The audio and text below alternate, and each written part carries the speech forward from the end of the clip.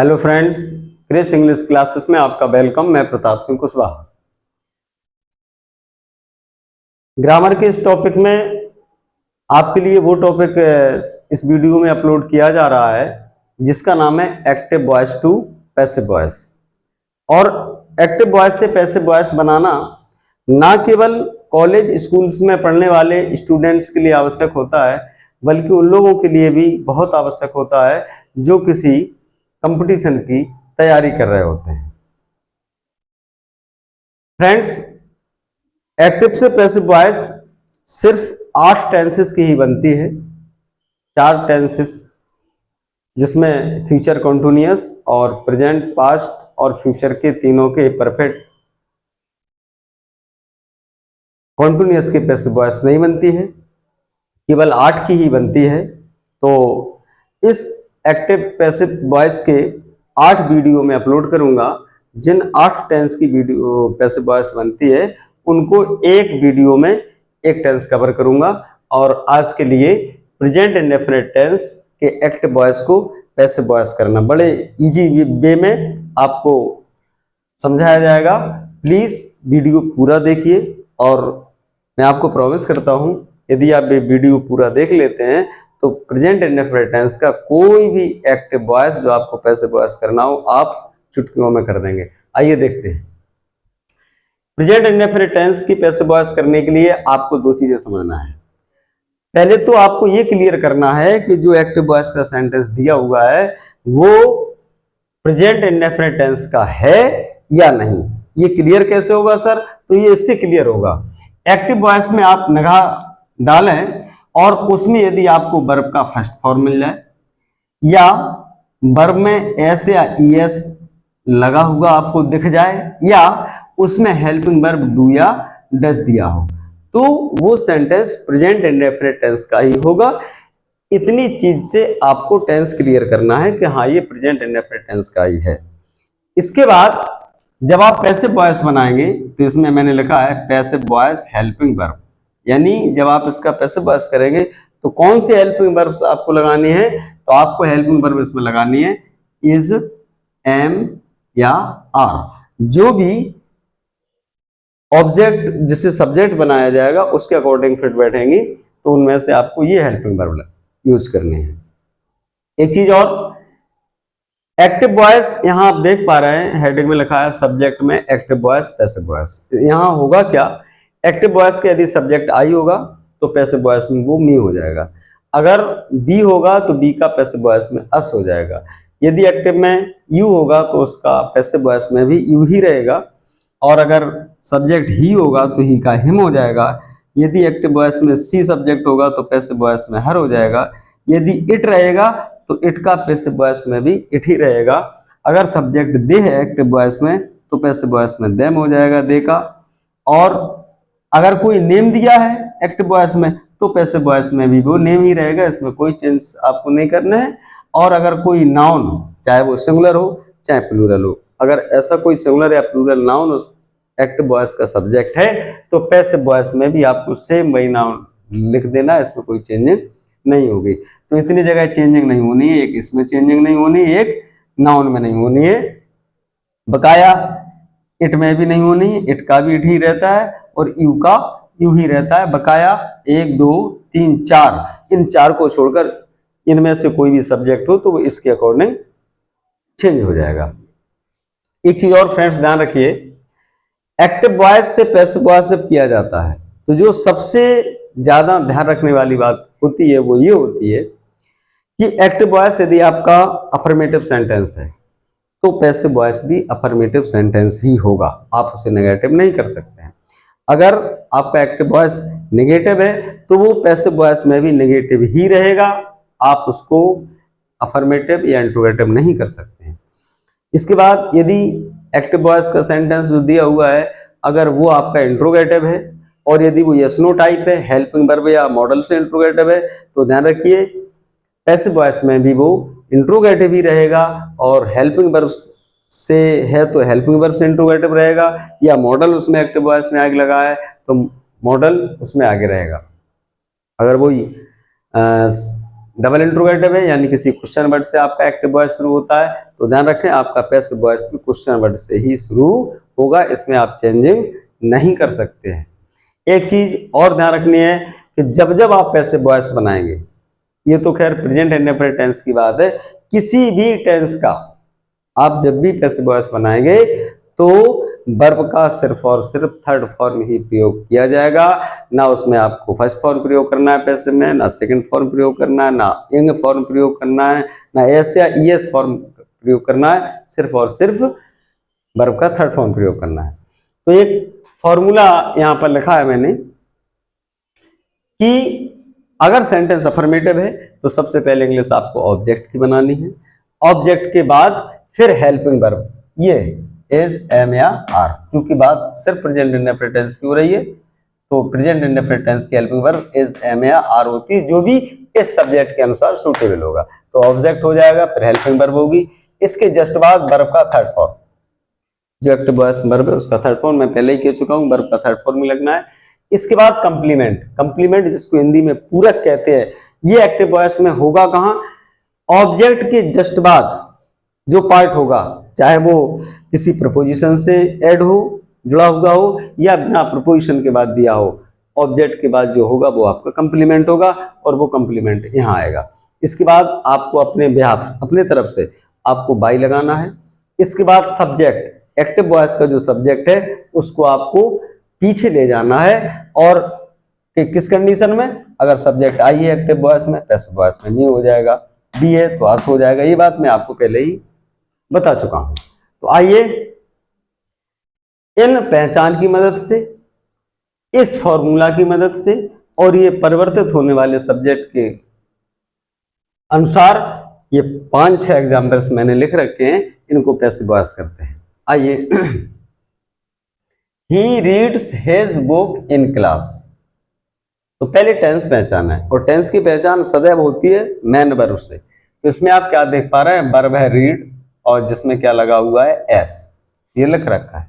Verb का first form हो, या वर्ब में एस या एस दिया हो, या डू या डज हो, तो प्रेजेंट इंडेफिनिट टेंस होता है। इसमें वर्ब में एस या एस, तो यही तो लगा है, वर्ब है रीड और इसमें ये लगा है एस, तो आपका ये जो सेंटेंस है प्रेजेंट इंडेफिनिट टेंस का है, और सेंटेंस अफर्मेटिव ही है, कहीं नॉट या नेवर आपको दिख नहीं रहा है, इंट्रोगेटिव वर्ड भी नहीं है, कोई क्वेश्चन मार्क भी नहीं है, तो सेंटेंस इंट्रोगेटिव भी नहीं है, सेंटेंस अफर्मेटिव है, और उसको आपको इस फॉर्मूला से बनाना है।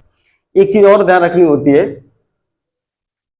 रीड पढ़ना, कौन पढ़ता है, अपने आप से क्वेश्चन करिए, जवाब मिलेगा ही, ये सब्जेक्ट है, ये रीड वर्ब है, और वर्ब के जस्ट बगल में जो होता है वो होता है ऑब्जेक्ट, हिज बुक, क्या पढ़ता है, अपनी किताब, तो ये ऑब्जेक्ट है, और ऑब्जेक्ट के जस्ट बगल में जो दिया होता है वो आपका कंप्लीमेंट होता है। तो अब इन सारी चीजों को आपको इस फॉर्मूला के अकॉर्डिंग रखना है। सबसे पहले इंग्लिश ऑब्जेक्ट की, और ऑब्जेक्ट हिज बुक, कैसे वॉइस करें इसको, हिज बुक, ये आपका ऑब्जेक्ट हुआ। इसके बाद हेल्पिंग वर्ब, और हेल्पिंग वर्ब क्या है, इज, एम या आर। अब देखिए, सब्जेक्ट हिज बुक, उसकी किताब, सिंगुलर सब्जेक्ट, और आप जानते ही हैं कि सिंगुलर सब्जेक्ट के साथ इज, एम, आर में से अगर कोई एक लगाना हो तो इज ही लगता है, तो हेल्पिंग वर्ब के लिए यहाँ पर इज हो गया। इसके बाद वर्ब का थर्ड फॉर्म, और वर्ब क्या है, रीड, और रीड का थर्ड फॉर्म लिखा तो यही जाएगा READ, लेकिन उसको सेकंड और थर्ड फॉर्म में रेड पढ़ा जाता है, तो इज रेड।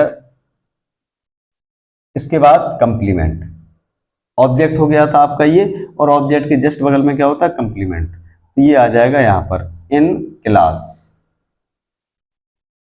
In class. इसके बाद बाई आपको अपनी तरफ से लगाना है, बाई। इसके बाद सब्जेक्ट, अब सब्जेक्ट यहां पर था क्या, ही, तो ही का फिर हिम, तो यहां पर क्या हो जाएगा, हिम। तो ये कंप्लीट सेंटेंस आपका बनेगा, his book is red in class by him.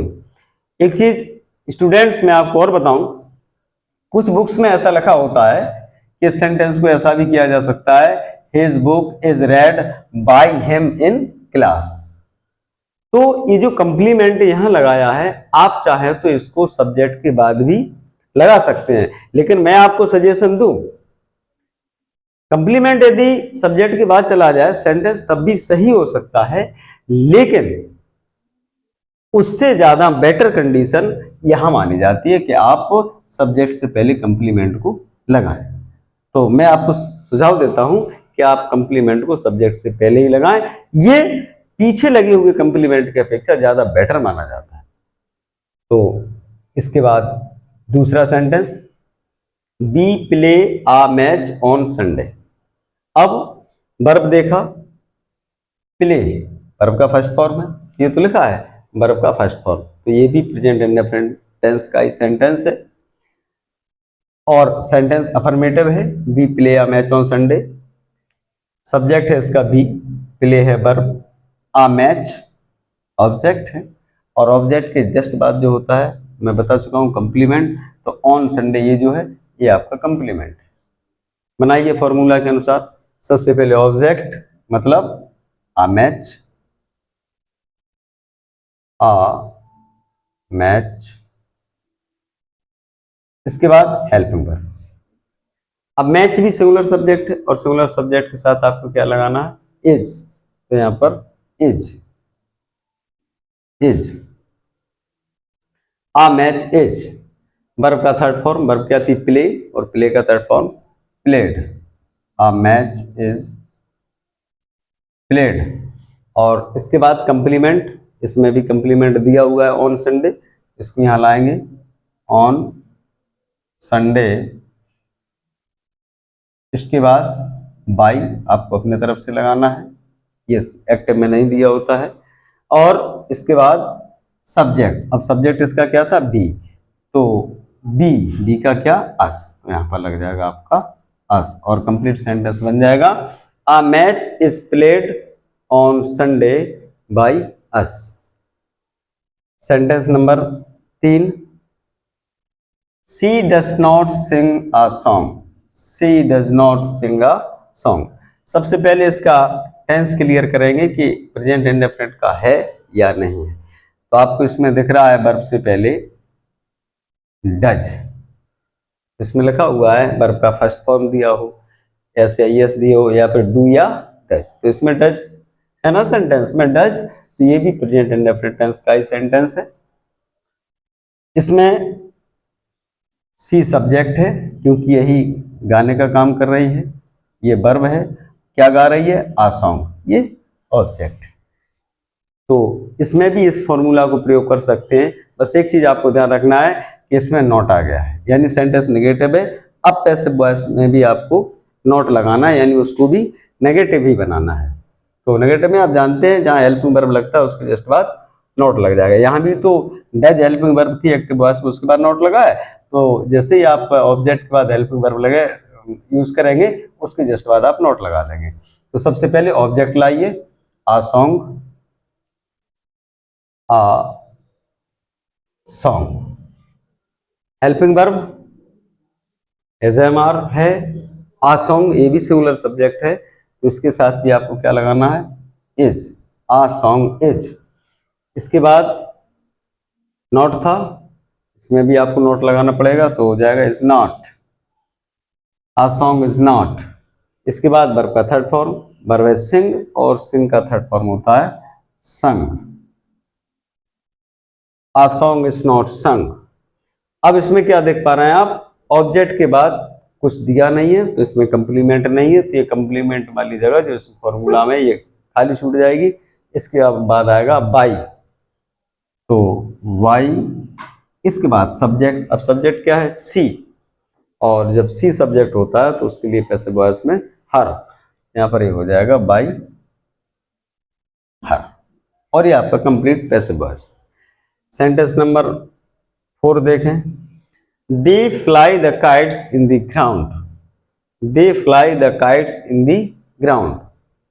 अब पहले टेंस क्लियर करना है तो आप वर्ब देखें, फ्लाई, फ्लाई उड़ाना, वर्ब का फर्स्ट फॉर्म, वर्ब का फर्स्ट फॉर्म, लिहाजा ये भी प्रेजेंट इंडेफिनिट टेंस का है। दे सब्जेक्ट है, फ्लाई वर्ब है, द काइट्स ऑब्जेक्ट है, और ऑब्जेक्ट के बाद इन द ग्राउंड जो दिया हुआ है ये कंप्लीमेंट। कैसे बॉयस करें, सेंटेंस अफर्मेटिव है तो बस यही फॉर्मूला लगाना है आपको, object the kites, the kites, the kites. अब हेल्पिंग वर्ब लगानी है इज, एम, आर में से कोई एक, और ये जो ऑब्जेक्ट है, जो अब सब्जेक्ट का काम यहाँ कर रहा है, वो है प्लूरल। और आप जानते हैं प्लूरल के साथ हेल्पिंग वर्ब अगर एज, एम, आर यूज होनी है तो उनमें से आर लगता है, तो काइट्स आर। इसके बाद ये हेल्पिंग वर्ब हो गई। इसके बाद वर्ब का थर्ड फॉर्म, और वर्ब क्या है? फ्लाई। फ्लाई का third form flown, FLOWN, flown. The kites are flown. ये आपका वर्ब का थर्ड फॉर्म हो गया। और कंप्लीमेंट इसमें बिल्कुल दिया है, काइट्स के बाद इन द ग्राउंड एक कंप्लीमेंट दिया है, इन द ग्राउंड। और इसके बाद आपको क्या लगाना होता है? By, by. इसके बाद लास्ट में सब्जेक्ट, और सब्जेक्ट आपका क्या है? दे, दे। और दे का पैसिव वॉइस में क्या हो जाता है? देम। तो ये आपका हो जाएगा them. Sentence number 5, do you teach your son daily. आपको क्वेश्चन मार्क्स से ही दिख रहा होगा कि सेंटेंस इंट्रोगेटिव है। चलिए पहले टेंस क्लियर करते हैं। तो आपको डू दिख रहा है, ये दिया है डू, तो सेंटेंस प्रेजेंट इंडेफिनिट टेंस का ही है, क्योंकि इनमें से कोई भी एक हो जाए तो ये प्रेजेंट इंडेफिनिट टेंस का सेंटेंस है। लेकिन हाँ, सेंटेंस है कैसा? इंट्रोगेटिव। इंट्रोगेटिव भी है, और साथ में कैसा इंट्रोगेटिव है? यस नो टाइप वाला है, क्योंकि हेल्पिंग वर्ब आगे दी है। तो हेल्पिंग वर्ब जब एक्टिव वॉइस में आगे है, तो पैसिव वॉइस में भी जो helping verb is, am, are में से लगना है वो आगे ही रहेगी। जैसा ये है वैसा पैसिव वॉइस होगा। अब यू सब्जेक्ट है, टीच वर्ब है, और किसे पढ़ाते हैं? योर सन, ये इसका ऑब्जेक्ट है। अब योर सन सिंगुलर सब्जेक्ट है, सिंगुलर सब्जेक्ट के साथ यूज इज। एक्टिव वॉइस में हेल्पिंग वर्ब डू आगे थी, पैसिव वॉइस में ये जो हेल्पिंग वर्ब यहां लगनी है, अब यहां से हट के वो इससे आगे आ जाएगी, तो ये बनेगा is. Object your son, is your son. ये हेल्पिंग वर्ब आगे पहुंच गई इंट्रोगेटिव के कारण, ऑब्जेक्ट यहां आ गया है। इसके बाद वर्ब का थर्ड फॉर्म, वर्ब क्या थी? टीच, और टीच का थर्ड फॉर्म टॉट, टॉट। इसके बाद कंप्लीमेंट, हाँ ऑब्जेक्ट के बाद एक वर्ड दिया हुआ था डेली, ये कंप्लीमेंट है, तो ये भी यहां आ जाएगा डेली। और इसके बाद बाई। इसके बाद सब्जेक्ट, सब्जेक्ट क्या था? यू, तो यू का पैसिव वॉइस में क्या होना है? यू ही रहना है। और जैसा इसमें इंट्रोगेटिव मार्क लगा था, इंट्रोगेशन मार्क आप भी लगा देंगे, सेंटेंस कंप्लीट बनेगा। ये your son taught daily by you. तो फ्रेंड्स, इस पहचान से सब्जेक्ट चेंजिंग वाले फिगर से, इस फॉर्मूला की मदद से, जैसे आपने ये 5 एक्टिव से पैसिव वॉइस बनाना सीखा है फ्रेंड्स, आप बहुत सारे कितने भी इसी प्रकार के पैसिव वॉइस आप बना सकते हैं। आई होप आपको वीडियो पसंद आया होगा, बहुत कुछ समझ में भी आया होगा। और यदि मेरा वीडियो आपको पसंद आता है, और यदि मेरे चैनल पर आप नए हैं, तो कृपया मेरे चैनल क्रिस इंग्लिश क्लास उसको तुरंत सब्सक्राइब करिए। प्लीज़ एक लाइक जरूर करिए, लाइक में आपका कुछ नहीं जाता है, लेकिन हम जैसे यूट्यूबर के लिए बहुत बेनिफिट होता है। लाइक करिए, प्लीज़ कमेंट करिए, जैसा भी आपको लगता है अपने फ्रेंड्स को शेयर करिए। अपना बहुत बहुत ध्यान रखिए। इसी के साथ आपको थैंक यू।